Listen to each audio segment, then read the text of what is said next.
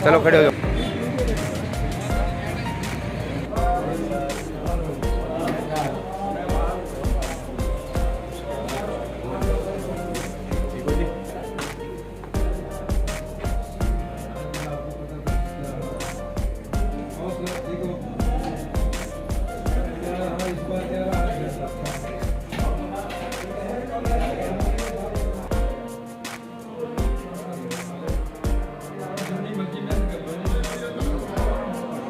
आज अगर national insurance company की हम बात करें तो नेशनल इंश्योरेंस कंपनी का डीजीएम साहब जो इतनी सुंदर फोटो लगा करके यहाँ बैठे हैं, इनके पास एक डब्ल्यू एक केओ की पोस्टिंग ट्रांसफर करने की पावर ही नहीं है।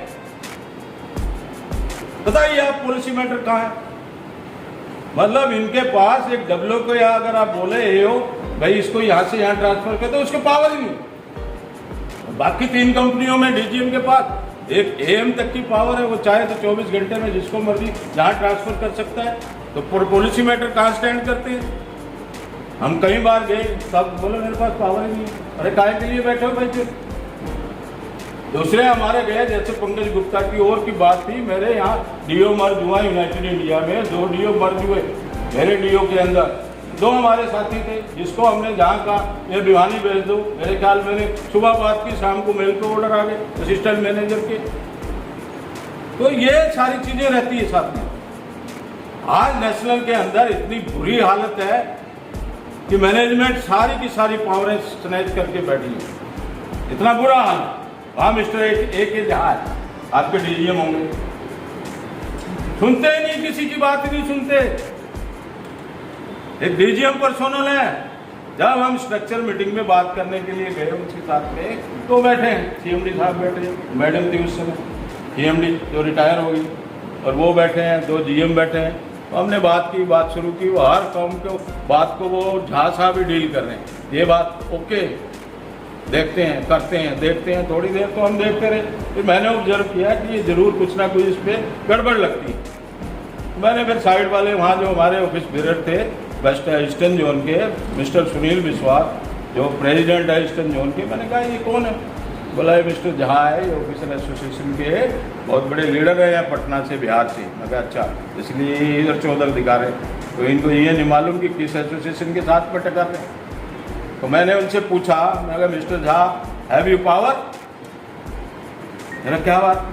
मैं कहा आप जो हम मुद्दा इशू डिस्कस कर रहे हैं, क्या आपके पास पावर है ये करने की? क्या बोला नहीं है तो सीएमडी साहब करेंगे। फिर मैंने कहा सीएमडी साहब को क्यों नहीं बोलने दे रहे?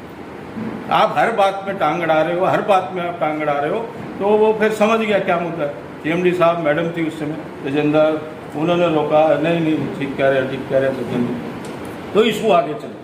मतलब कहने का ये है कि नेशनल में आज जो है, उसके बाद क्या हुआ, जैसे स्ट्रक्चर मीटिंग खत्म हुई, क्योंकि स्ट्रक्चर मीटिंग में इनको भी पता है, साहब को भी, कि 8 आदमी अलाउड होते हैं ट्रेड यूनियन के भी, वेलफेयर एसोसिएशन के ऑफिशियली 8 से ज़्यादा देते ही नहीं। लेकिन हमारी single largest association welfare association होने के नाते हमारे 20-30 लोग पहुँच ही जाते हैं वहाँ, कभी उससे जोन से बुलाए तो 8 आदमी अलाउड किए। तो उसमें हमने कहा कि आप 4 ऑब्जर्वर बैठा लीजिए। बोला नहीं 8 ही रहेंगे, बाकी लोग बाहर वेट करेंगे। बाहर वेट करने लगे। तो जैसे मीटिंग खत्म हुई, अभी आधी मीटिंग हुई थी, लंच ओवर हो गया। तो झा साहब अपना उठे लंच के लिए, सीएमडी गए, हमारे कुमार साहब के आगे जा रहे। झा साहब ने वहाँ जो नेशनल के हमारे ऑफिस भी रहते कुछ 7-8 लोग, उनसे बोल रहे हैं चलो भाई चलो लंच कर लो, इसमें कोई रिस्ट्रिक्शन नहीं है 8 की। अब सूझबूझ वाली लीडरशिप की बात यही है। मैंने तुरंत मुद्दा फिर पकड़ा। मैंने कहा है mister Jha, what are you talking? We are beggar.